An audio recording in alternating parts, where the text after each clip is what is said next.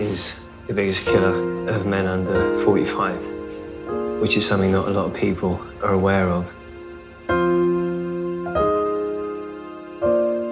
Anyone actually who hasn't read those figures, if you ask them what was the biggest killer of men under 45, I'm sure they would say cancer, getting hit by cars, stumbling out of clubs drunk, violence. Basically anything other than them taking their own lives.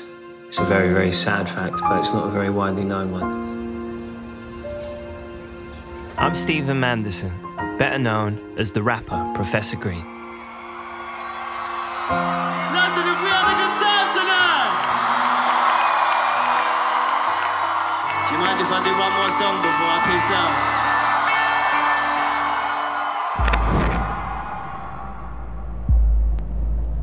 Like so many others in the UK, I have to live with a dark reality every day.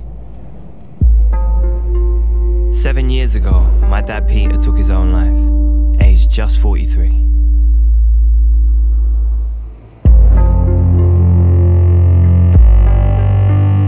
Ever since, I've been tormented by his loss and struggled to face up to it.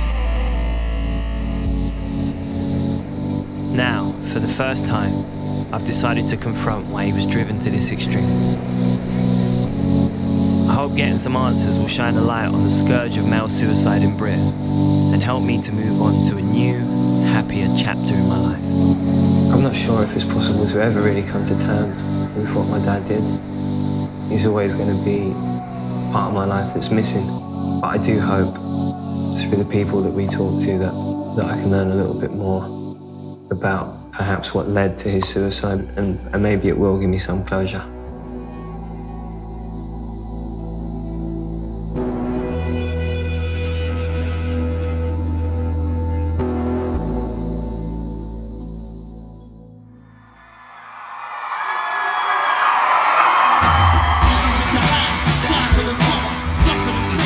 I've been lucky to enjoy success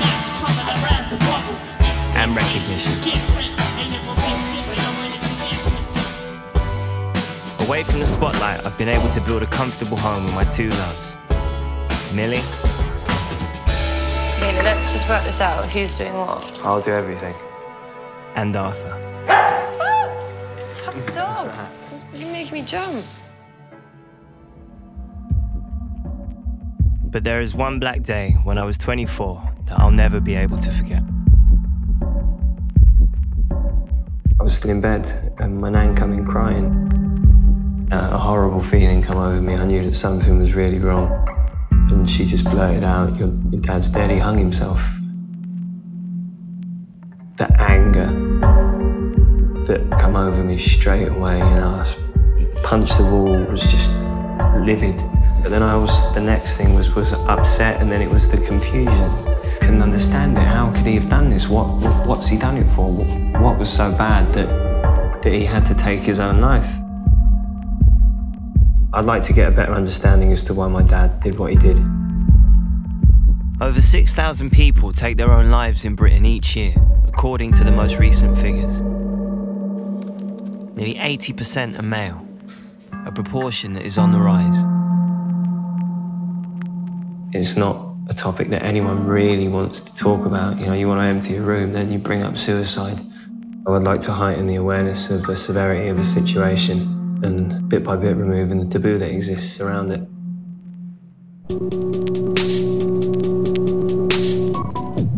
There is only one place to begin my search, back in Hackney, East London, where I was born and raised. The road we're on now is Chatsworth Road. You probably wouldn't have been able to pay people to live here when I grew up. Now there's a lot of people who can't pay to live here. Still got your pound shot though. And this is my estate on the left here.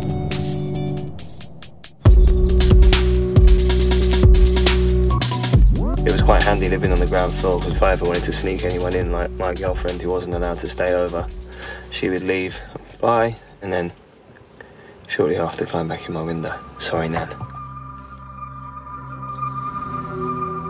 So, this is it. Looks quite a lot like every other estate in London, really, doesn't it? It was my nanny Pat who brought me up here. My My parents split up very soon after I was born, and my mum left when I was only 1. My dad was never really around during my childhood. As a kid, my dad would be very in and out of my life. There wasn't, he wasn't very consistent in his visits. He'd come round, everything would be fine, and then I wouldn't see him for a year and a half.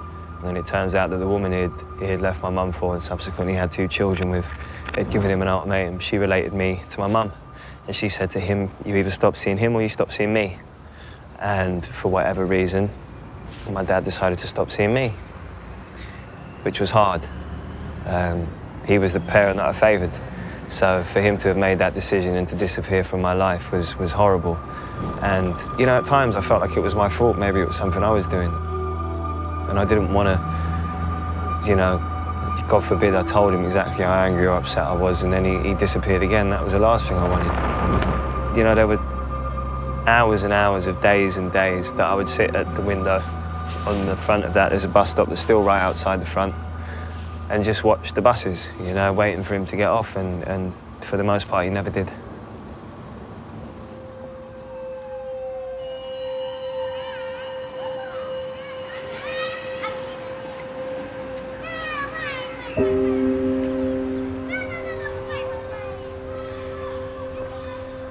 Hello, darling. How are you doing? All right? I'm good. I haven't seen you in years. Oh, lovely to see you. Lovely to see you. Gosh. Oh.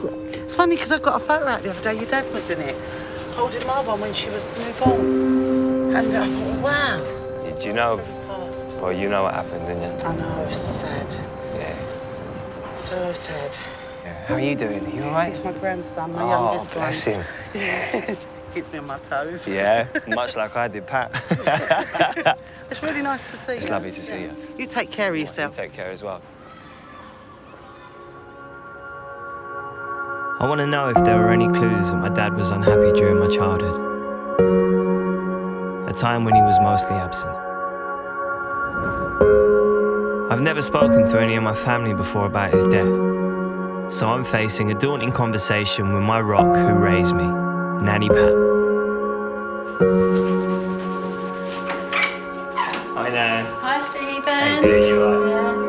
Yeah. You all right? Yeah, come on. Good. Do you want a cup of tea? Yes, please.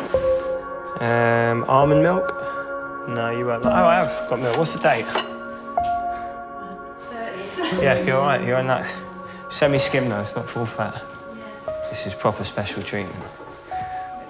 Don't make anyone a cup of tea. Though she calls it talking music, my nana's come to as many of my gigs as she can. I mean, at that last one, this young fellow came up to me and said, "Oh, are you Nanny Pat?" So I said, yeah. So I said, "Oh, will you sign this form?" And I thought that was absolutely stupid of him. But What did you sign I it had though? to sign Did you sign it Nanny Pat or did you sign it because that's Nanny Pat, but they always call me Nanny Green, don't they? Nana Green? Yeah. I don't know. I want to hear my nan's memories of my dad during the period he got together with her daughter and when I was born. Yeah. Do you like your little dungarees? What you're wearing? I think they're back in fashion now as well. It's pretty much anything from the 80s or 90s is. And that's a funny one. Yeah, records. Me with a record, him with a cigarette in his blooming mouth. So what was he like when you first met him?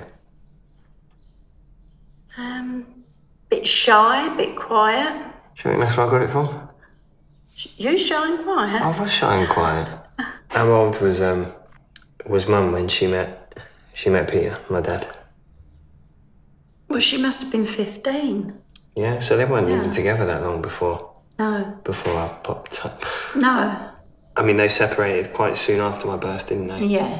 To the They one- was both too young to have a child. Well, I've turned out all right. Yeah, you've turned out all right. I'm not saying you're not, but they were still both too young. Yeah, but I was very fond of him as a kid, wasn't I? Oh, God, yeah. She used to look out the window to see if he was coming up the road. And you was happy when he come to pick you up from school. Did he do that? Yeah, of course he did. You're more happy when he picked you up than when I picked you up. I was quite anxious as a child. I didn't know what anxiety was. I but think that was because people walked out on you and left you when you was little. I mean, Peter should have been more of a man where you was concerned. But, I suppose there's very few ways in which you can look at anything that happened in a positive light, but it's taught me to be one, because I would never make the mistakes that he has. No. There's quite a theme between the carpet and the sofa in there. Yes, yes. We look happy. You do, yeah. Well, you was.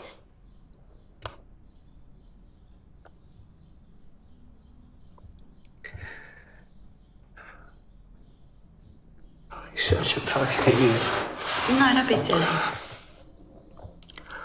Not me, him. I'm entitled to cry. He's a flipping muppet.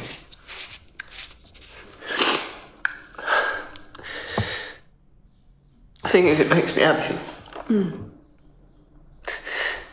And it makes me sad because he's not here. Well, he must have been suffering to do something like that. He must have been. But it also just, you know, even in the time that he was alive, there was very few moments that I remember. You know, I can look at these pictures, but... You've got to remember, your dad loved you and he would have been so proud. Come on, come on.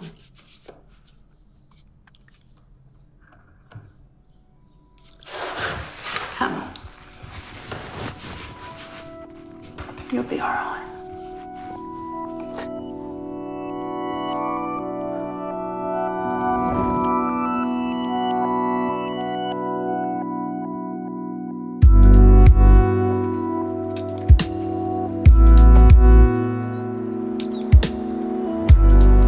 You know, going through the pictures, I never knew she had so many pictures of me and my dad. And obviously it brought a lot to the surface, but that night was, you know, I slept for 8 hours for the first time in ages. Probably because I was, you know, emotionally exhausted, but also because I felt like a weight had been lifted in some way. Alrighty, warm up set. Tight, there we go. Dip your butt, shoulder blades tight, chin down, 3, 2, 1, and up, nice and up, good. As you want. Fire it up. All of those emotions are still there. I'm just, you know, on a day-to-day basis, quite good at keeping them at bay. Take your time to release, last one, spend some time down here, load of time. And to get it out sometimes is a great help. Also, me and my nan are not that great at talking. You know, we discuss things that we hadn't really. I got to ask her loads of questions that I've wanted to and haven't before. And hopefully it's the start of, you know, a much more open dialogue.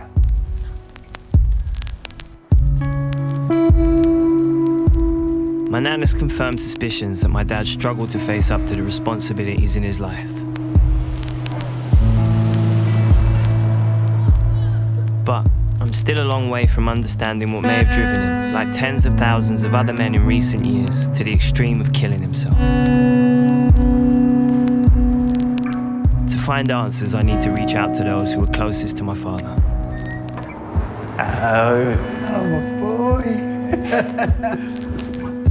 After several years, I'm catching up again with one of his best mates, Ken. You all right? Yeah, you okay? Yeah. Good, good. Do you want a drink? Yes, please. Thanks, Chris. You're welcome. Cheers.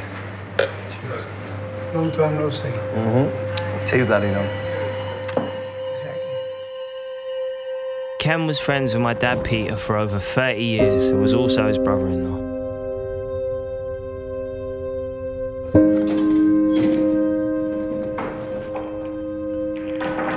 Can you play as good as your dad? No, definitely not. He'd be embarrassed. I mean, you got. Oh, yeah, I definitely didn't bring my own cue. Oh, well. Okay then.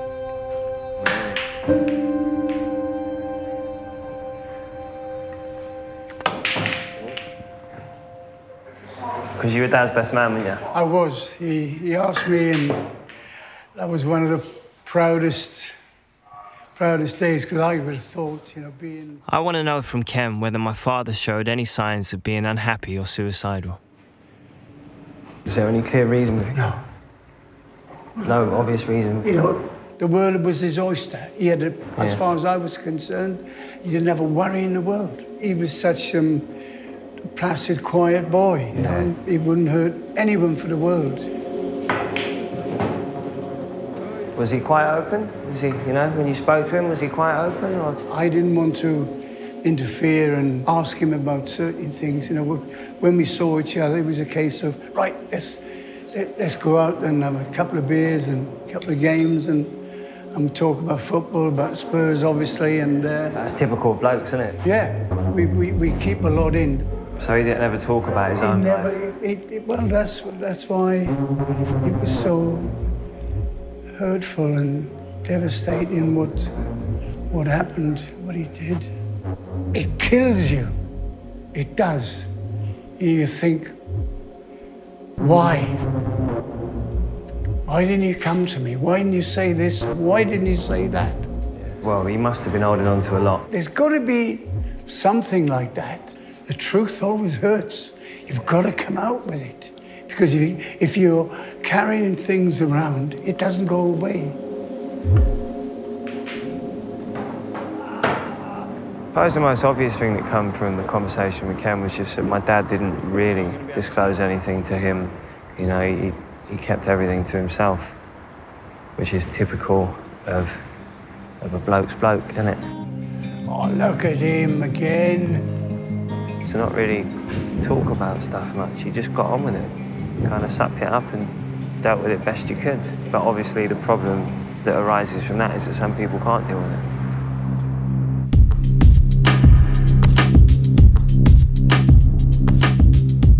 It seems my dad kept his demons hidden. I want to investigate how far this classic male trait helps explain why nearly 4 times as many men as women take their own lives.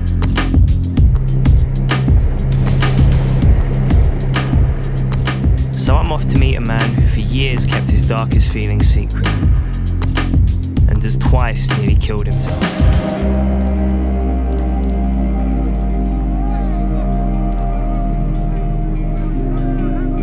Ben's a keen amateur rugby coach from London. He says he used the sport to suppress his mental health struggles and the effects of traumatic events in his life. I was depressed for an awful long time. I was just able to function with it. Work silly hours in a professional job to try and mask the fact that I was miserable inside. What do you think made it possible to keep your feelings at bay? I think never taking a break. Ben's troubles began when he was 17. I'm shocked to discover that his father also killed himself. He took his own life unexpectedly. I remember being really upset for a couple of hours and then being like, well, what do I do now? I don't know how to grieve. Was there ever anyone that you spoke to about it? I talked about it with my friends, but only in a factual way. Like, my dad killed himself. Yeah. And I think it caught up with me in about 2 years ago. Right. And it was just sort of 9 years worth of carrying around this burden. Bottled up emotion. Yeah. I realised that I despised my job. My girlfriend at the time had broken up with me. I found a lump on one of my testicles, and I ended up going through my phone book, checking off people that I've not spoken to them in an age. If I'm dead, then it'd be better for them. So just convincing myself that suicide was the best option. And I ended up swallowing pills and just shoveling them down my neck because I was like, I'm worthless, totally worthless. Just a sort of stain on life. You'd convinced yourself that you had no self-worth. And no one else had a worth in me. Ben's attempts to end his own life thankfully failed. But he still has to live with his demons. If I'm feeling really shit, I'll default to, I'm going to kill myself. Do you think it's something that's always in the back of your mind going to be an option? Yeah, trying to accept that and know that if I am suicidal, it's okay. It's probably just going to pass. Yeah. And I've got coping mechanisms and strategies in place. People to reach out to. I've got a list of people who I call, got a little book that I carry around. Yeah. And it's got a letter in the back from me to me. Yeah. And a little sign saying, help me, I'm suicidal. Do you think as men, our inability to often voice our feelings is linked to the high rates of suicide? Definitely, because if you can't talk about how you're feeling, eventually it just grinds you down. I mean, I managed to last 9 years and I've no idea how, looking back. I think if you reach your sort of mid-40s and you've never really talked about how you're feeling, it's an awful lot of weight to carry around. It's a big burden. Yeah. Talking to Ben gave me a bit of insight into what it's like to reach that proper crisis point where you really don't want to carry on anymore. Which also helps me to understand a little bit better what my dad might have been feeling like just before he took his own life. I'm happy for Ben. You know, what he's done is the right thing. It's a positive. He's gone out and he's sought some help. But what his story also shows us is that if you suffer a series of traumatic blows and you combine that with not talking about your problems, it can trigger suicidal thoughts, which is a dangerous cocktail, and it afflicts men especially badly.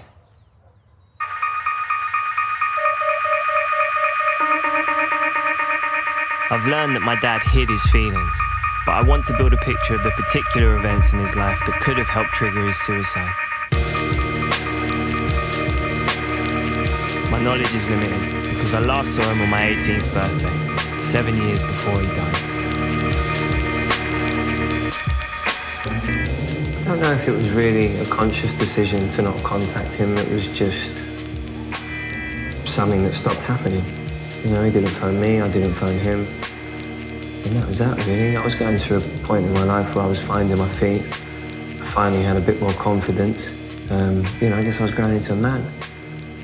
And I don't think I did it spitefully, but I kind of felt like, you know, I can get by without you. I'm proof of that. I'm still here. So I just stopped bothering. In his final years, my father settled with a wife and stepchildren outside London. A few months before he killed himself, I decided to reach out. It was just before Christmas, and we arranged to meet the day after Boxing Day. And I called him just to see where we were going to meet. And he said, oh, you know, the wife and kids, really excited to see you. I was just like, well, this ain't about me playing happy families. This is about me seeing you and us sitting down as adults and for the first time actually having a conversation about everything that's happened. And he started to stutter. And I just lost my temper because I knew exactly what was coming. And I just told him to fuck off. I said, if I ever see you again, I'm going to knock you out.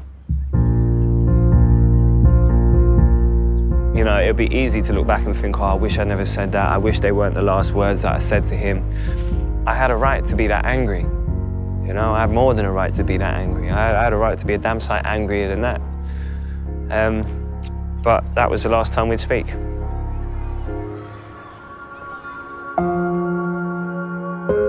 Because we were estranged, I never asked my dad about any problems he faced throughout his life. Something I now deeply regret. There is one person I'm hoping can fill in these blanks and tell me about any specific troubles he was having. We are off to see Debbie, my dad's sister, my aunt, in the place where they grew up. Initially, I thought today might be a bit daunting. I didn't see that much of Debbie growing up, but I don't know, I feel good about it. I'm quite interested to know more about my dad. It's mad to think, isn't it? Today is going to be the first time I'm knowingly going to visit where he grew up.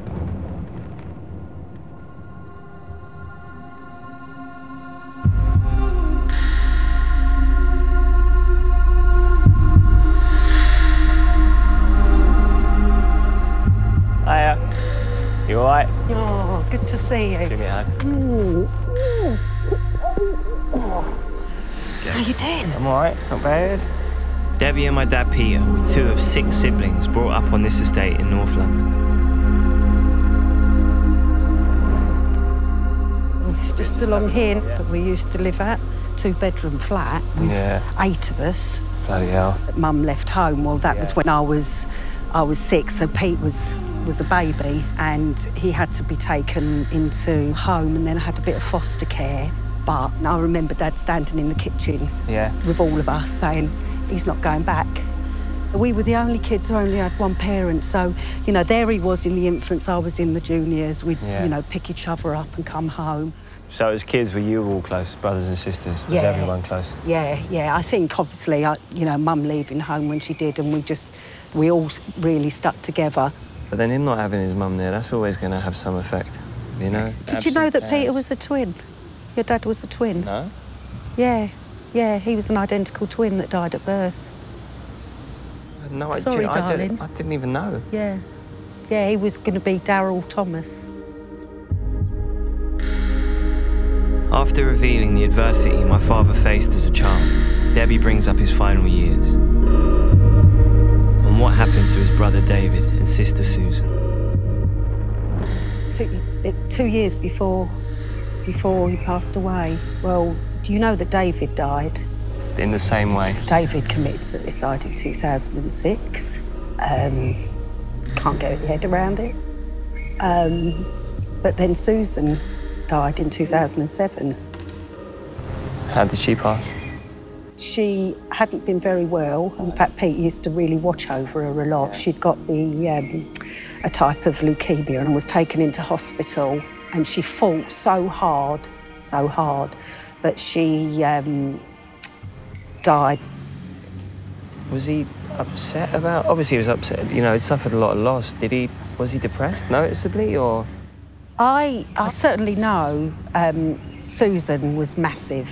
You know, he wasn't good. Susan going was massive for him. Yeah. Really, really massive for him. I remember him saying to me afterwards, you know what? He said, that was the most beautiful funeral I've ever been to. And then I think we gave it to him, because you were there. Yeah, he went in on my shoulder.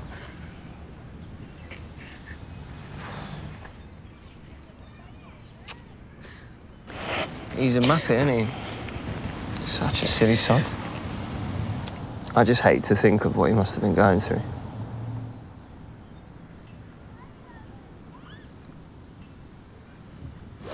He went out of the house with the full intention of going to get some help. And we only found that out at the inquest.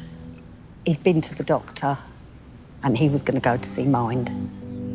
And he went out. So he was? He went out of the house to go to see Mind. Yeah. And instead of turning left, he turned right. That's the only way I could describe it. It's really, really hard. Really hard. Until now, I was unaware that my father lost 2 siblings in such quick succession, and of the terrible impact this seemed to have on his mental state shortly before he killed himself. It was hard to hear of all the suffering, you know?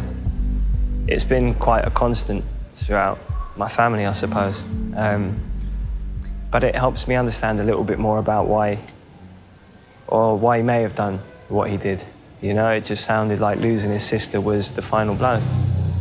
And he must have already been fragile with all the loss that he had suffered. It's upsetting. I mean, obviously, I knew he wasn't in a great place, but I don't know, I wish I could have been there to help him through some of it.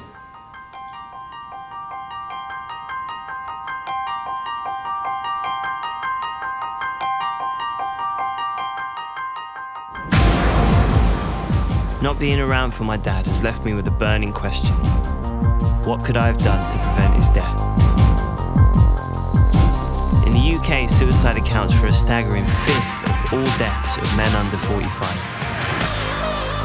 With so many choosing to take their own lives, what kind of help is out there to reduce this toll? To try to find out, I'm visiting a unique place which specialises in caring for people who have reached crisis point. We're off to a place called the Maytree, which from the outside looks like any bog standard North London terraced house, but it also happens to be a retreat for people that are feeling suicidal.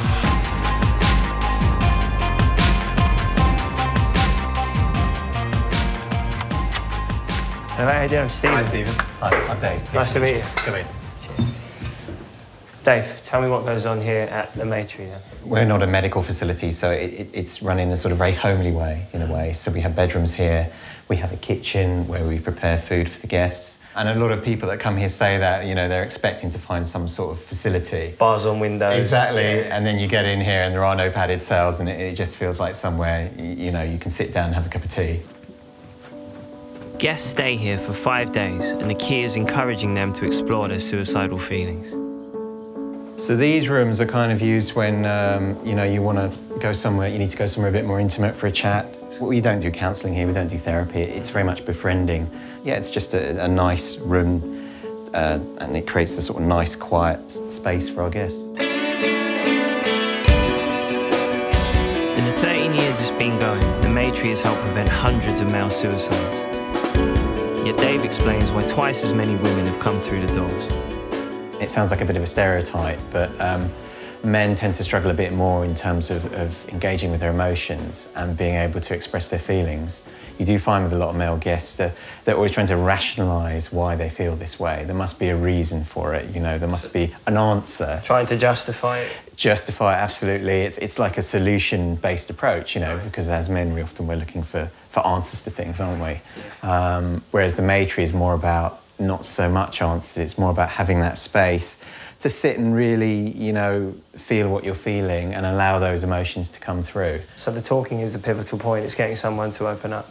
Absolutely. We talk about, you know, what were your plans? Were you going to hang yourself? Were you going to drown yourself? It's just not a taboo here. See, even hearing some of those words, they still make me, you know. Yeah, and it is. And I'm familiar with them, yeah, you know, obviously. But it is weird hearing them spoken about that freely. Once you've also sort of got through that initial stuff and you talked about the suicide and you've talked about the attempts, in a way that creates the space for you to move on and talk about other things, you know. And I do feel that's your strength kind of is built when you... I'm eager for a closer insight into how the Maytree could have helped my dad to open up.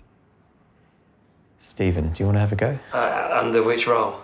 So you would be the befriender, you would be befriending a suicidal person. Okay. So I take part in one of the role plays volunteers do to learn how to befriend suicidal guests. Hi, how are you? I'm not really sure. Really confused. I've been there a few days and my mind's all over the place. I'm scared I might harm myself again. Well, firstly, I think you need to remember that times are dark, but they do pass. You know, and they may not pass forever, they may return, but the important thing that you have to learn to hold on to is that there is always change coming. You can think rationally, but I just don't feel alive, I just feel dead. I'm like a walking zombie, I don't want to be here. I just got to a stage where I just had enough. And suicide and killing myself was the only way. It's a surprisingly realistic and intense experience. What triggers your doubts, do you think? It's about just seeing a dark, bleak future. There's nothing good going on in my life. It's just I fail as a human. I'm not a happy person all the time. I'm smiling now because I'm sitting here with you. And, you know, I feel through our chats we've bonded. You know, so you're having a down moment now, but you still come and found me and asked to speak to me. So deep down inside is a person that wants to live, not that wants to die. Okay. So I just wonder, Stephen, how was that hitting you? What was that? What did that feel like for you? I felt a hell of a lot of pressure to stay upbeat, because the last thing you want to do is show someone what it's actually making you feel like, which is frightened. That is the hard part of befriending. It's trying to sort of stop yourself from going too far down that route, and actually just saying, okay, you are feeling very low. What's that about? And staying with it. You said, what triggered your depression? That was such a good question, because it allowed him to continue to explore where he was feeling. I was quite hyper aware of everything that I was saying and not wanting to say something that could trigger something he might later do. And that's an incredible amount of pressure. But, you know, well done for having a go. Thank you. know. Thank you, Ross. No problem. And thank you. That was what we saw there was a sort of day 3, and then when we get to a day 5 role play, we tend to... Something that Dave did mention about how he helps men to talk about their feelings was just to help them stop looking for a reason for their every feeling and to try and stop them from attempting to justify everything and to just accept how they feel and to talk about how they feel. If my dad, along with all the other men who have sadly taken their lives through suicide, had somewhere like this, it could have changed everything.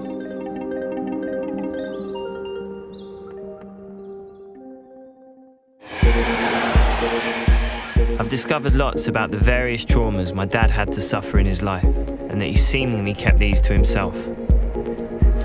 Now I want to uncover more about how his story fits into the bigger picture of the UK's male suicide problem.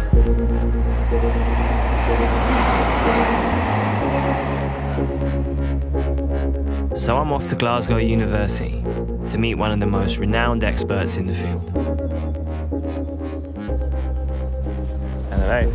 Psychologist, Professor Rory O'Connor. A real professor. Oh, I don't know about that, I don't know about that. Slightly more questionable credentials. Found out that my dad suffered early abandonment, and also later on in life he lost one of his 3 remaining sisters. Shortly before he took his own life, he was exposed to suicide. How common are those factors in people that later make attempts on their own life? Each of those factors, sadly, is too common. So what your sort of story highlights is how it's never or very rarely a single factor, but it's this complex set of factors which come together. And sadly, for too many men and your dad, that sort of perfect storm of factors came together, which leads to suicide in far too many men in our country. Rory also reveals that my dad's generation has been especially afflicted by this issue. In the 1990s, the person who was most likely to kill themselves was a young man. And what's really stark has been now, 20 years later, people who are much more likely to kill themselves now are people in their 40s and 50s. Essentially, there'll be men of the same generation. Absolutely. Men of that generation being described as the buffer generation. That when they look ahead to their fathers had to sort of stiff upper lip, perhaps. And then when they look behind to their kids growing up behind them, their kids are much more comfortable with talking about their emotions or seeking help, and they're sort of caught in the middle, not knowing what to do.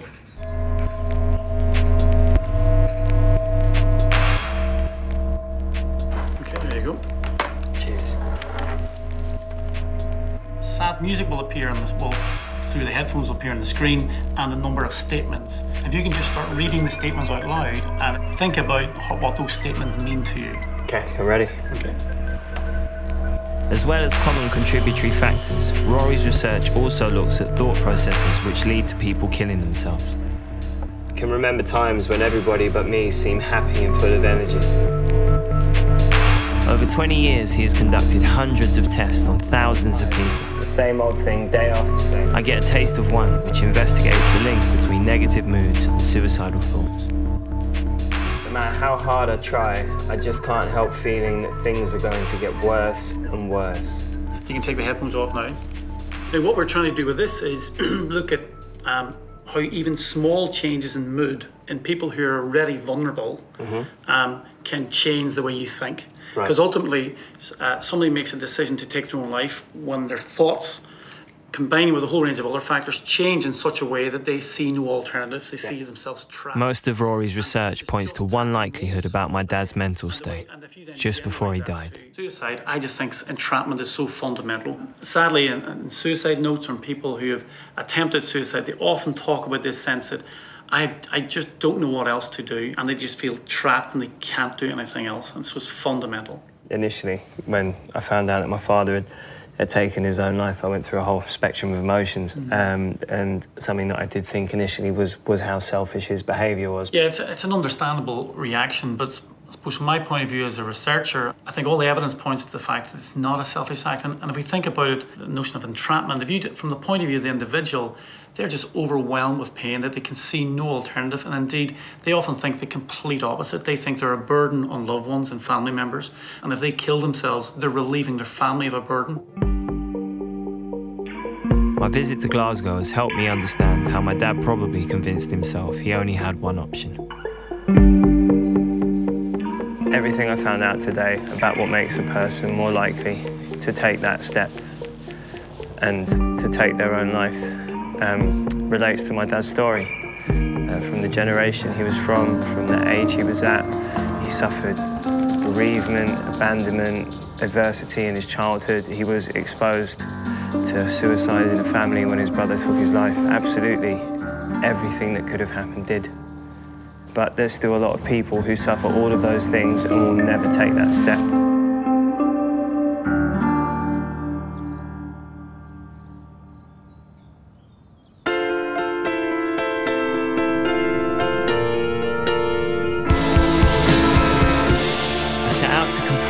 dad killed himself to highlight the scale of the male suicide scourge in the UK. But I also did this to learn to cope better. Up until now, music has been my way of trying to process the grief. Sometimes I write things and it makes sense of things that I don't understand. I've mentioned my dad's suicide in a few songs, but in every instance it's been slightly different. A couple of times I kind of expressed where it left me and the kind of situation I was in and what I was going through. I'm thinking, I wonder what I'm living for. Is it only to hurt? First my great nan, now I gotta put my dad in the dirt. Back in the earth, I wish we could have patched it up first. I was so angry though, I just couldn't handle the hurt. Now you're in the back of a hearse, it hurts more than it ever did. I guess the most known song would be Really All About It. You don't go into the studio thinking about the response you're going to get from people, really. You go in the studio and all that's in your mind is what you want to say and how you're going to get it out and, you know, trying to put it together in the best way you can. And when the song came out, what shocked me was just that the replies I was getting from people on Twitter and stuff like that who were just, you know, talking about how the song helped them. And there are a lot of people who have suffered abandonment or loss. And it really connected. You know, sound is vibration, and I think when words have conviction, and they're meant by the person that's saying them, I think that really carries through the song, and you can really feel that. As a kid, I looked up to you. Only thing was I never saw enough of you. The last thing I said to you was I hated you. I loved you, and now it's too late to say to you. Just didn't know what to do. I had to deal with it. Even now, I think I'm still living. To think I used to blame me. I wonder what I did to you to make you hate me. I wasn't even 5. Life's a journey. Your mum was in an easy ride. You never even got to see me ride. I just wish you would have reached out. I wish you would have been around when I've been down. I wish that you could see me now. Wherever you are, I really hope you're back. But know that if I ever have kids unlike you, I'll never let them be without me. I wanna sing, I wanna shout. It's weird, really, because if you think about it, that song wouldn't have been what it was without what happened. It still doesn't mean that, you know, I don't wish it never did.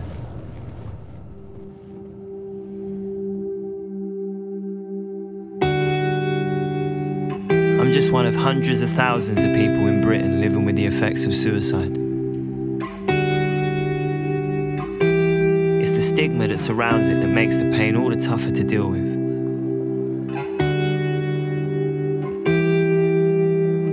To investigate why suicide still remains such a taboo, I need to speak to others who have overcome this. We go in the park? Shall we go in the park then? Yeah. Come on then. Giancarlo and Carlo Galliani from North London lost their brother and son in 2012.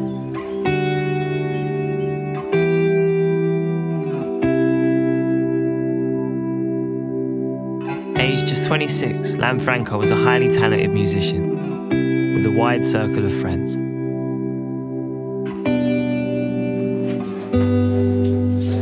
This is Lan. Yeah, these are some of the memories that we've had of him.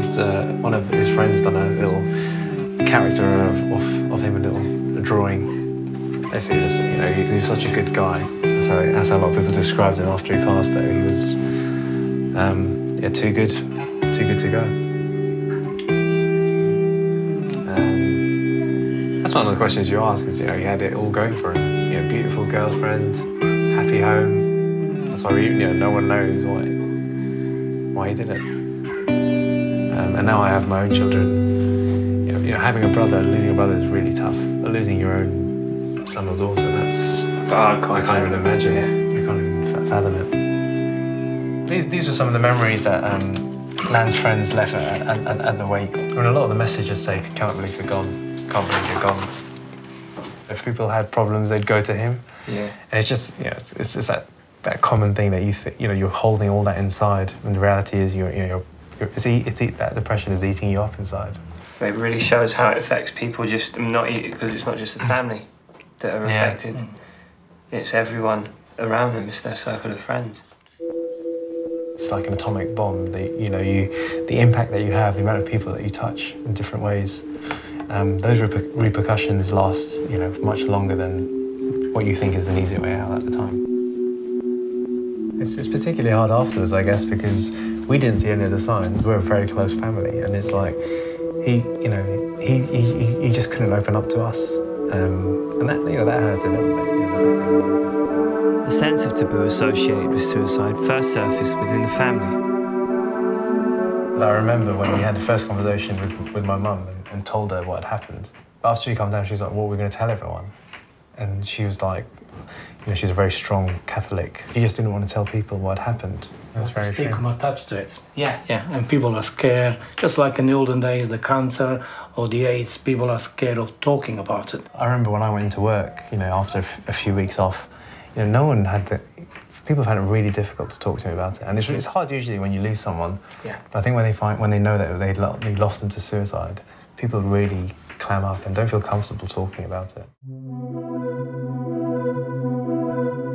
Ultimately, the Galeonis decided to tackle this silence very publicly through the charity Calm. You know, the whole reason that this exists is because people don't talk about it, because people don't go out and help others and communicate and remove the taboo that is around suicide. So we made the decision as a family that, no, let's put our foot in this hand. And I think that started something within our community. And people just went out there and were just doing all sorts of fundraising events. It was just crazy, climbing mountains, playing gigs, you know, dinner dances. You know, we managed to raise well over £50,000 or £60,000. That's incredible. Which was phenomenal. But we were never after the money. The one thing that we wanted was the awareness. Yeah, we're here today and we're comfortable talking about it and trying to help spread the word more. It's getting worse. Yeah. Yeah. So it's uplifting to see Lan's family changing attitudes, but at the same time rebuilding their lives. What's helping me to move on is having conversations I've never had before with my own family. My father Peter killed himself 2 years after his brother David did the same. My Aunt Debbie has invited me over to talk with my cousin Ellen for the first time about how they have coped with the devastation. Hello, you all right? Yeah, good, thanks. Oh, excellent. Come on in. Both Debbie and Ellen were especially close to my dad. Oh, he adored you. He really adored you. Yeah. I always remember Peter smiling all the time. You know, like not caring the world sort of thing. Just He was welcoming. He was really... He was warm. Man. Warm's the word, isn't it? Yeah. He really was. Yeah. The terrible irony is Peter helped them both recover from David's death. I remember at David's funeral, Peter was there, and I remember him saying to me, it's hard, it's painful, but don't be angry with him. Don't be angry. And that's why, for me, when Peter done it, I found it so hard because I remember him being there, holding me up. I remember when my mum came and told me, I was just like, no way, not my Peter, no way. I felt much the same. I just couldn't... It's not something you'd ever expect. No. And then I was obviously worrying about my mum all the time because I thought if both of her brothers have done it, what's to say my mum's not going to do it? It doesn't go away. It never goes away. But that's why I always say to people, it's no matter whether you're 6 foot tall, 10 foot wide, talk to people. Yeah. Just talk. You know, it's okay to cry. It's okay to talk about it. You know, it doesn't make you lesser a man. Crying's all I've bloody done making this documentary. You know? We were in pain, but we had each other and were in pain together. Yeah. You must have been just so isolated with it. It wasn't something I could really share with anyone either. Well, that's why I had to get the help that I got, and I got a lot of help.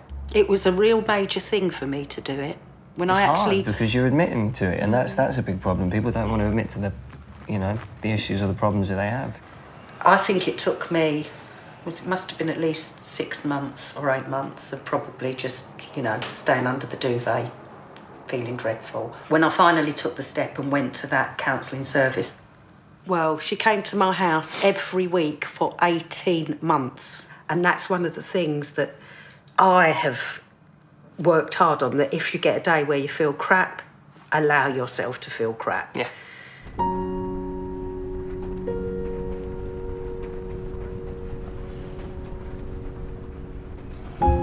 There's people like my nan who have been there for me through it, but it's a difficult thing to talk about at the best of times, but talking to Debbie and Ellen about it was nice. I don't get the opportunity to talk about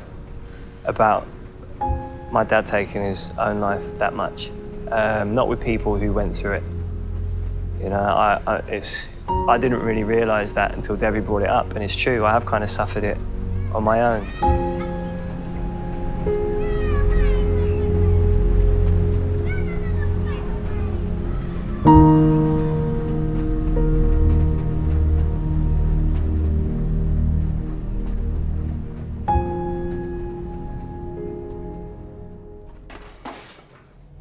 What do you want me to do? You can stick the chickens in if you want. Right.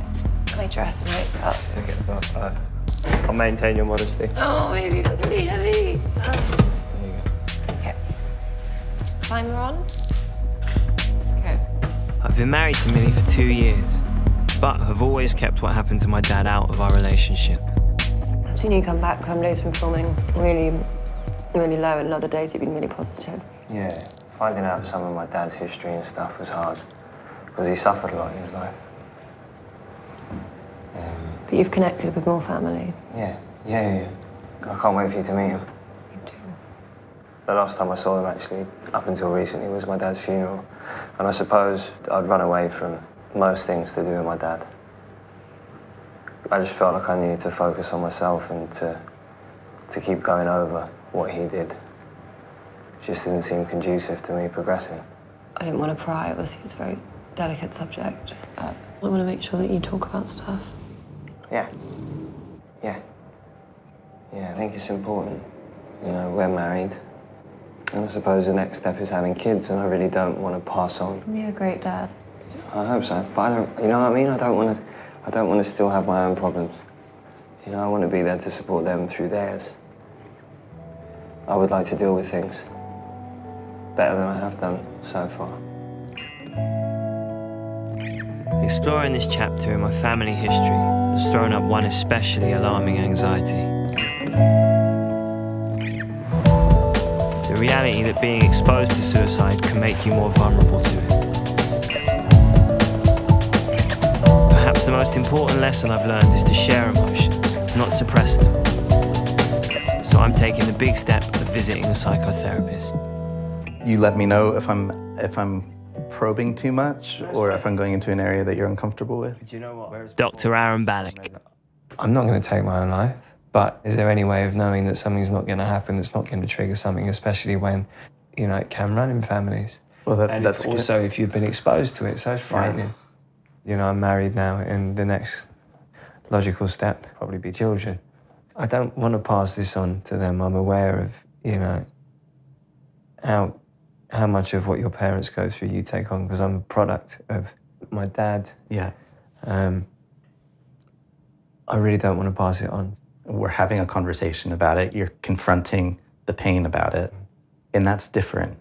It's a really important difference between you and him. That means you are not condemned, in a sense, to the same path that you're worried about. You really miss him, don't you? Yeah.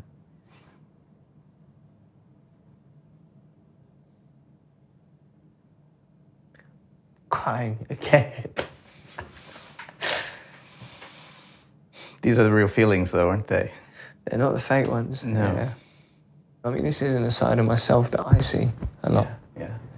So to know that there's going to be people out there who I've never met or encountered, what, you know, God knows how many people seeing me like this is frightening. But then that takes it back to the whole view of an archetypal male and what a man should be. Yeah. You know, why would I be scared of people seeing me like this? People can see me laugh, they should be able to see me cry. But I don't want to appear vulnerable. Yeah. And that's a huge part of the fucking problem. That we don't want to appear vulnerable and we got to show up strong all the time. So what happens to all that vulnerability in people? It gets pulled up. I know it hurts, but does it also feel like a relief when it comes out, or does it make it feel worse? I've had better night's sleep after some of the days. Yeah? We've been filming this, yeah. You've had a better night's sleep. So you really do get something out of your system. Yeah. Yeah. And it's made me take a long, hard look at myself. And I guess what has come from it is recognising how important it is for me to make seeing somebody for help a regular part of my life, as opposed to just waiting for it to get really bad before I dive into those feelings, when it's much harder to, because it's much more raw and it's much more painful. You're in a position of having stuck your head in some pretty dark spaces and having to kind of carry that.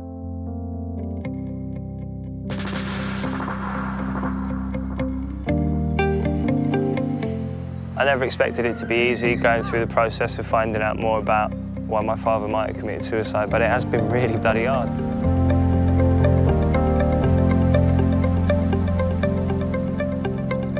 As hard as it's been, I haven't really got any doubts that it's been beneficial towards the healing process. It's brought a lot to the surface, but there are obviously things that needed dealing with. If any good can come of me sharing my experience, I hope it's that it encourages more men to be vocal, not keep their feelings bottled up.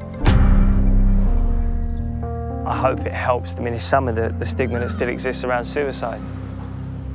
But I think for us to make any real progress, the first and most important thing is for people to admit what a problem it is and to really understand what an extensive problem suicide is.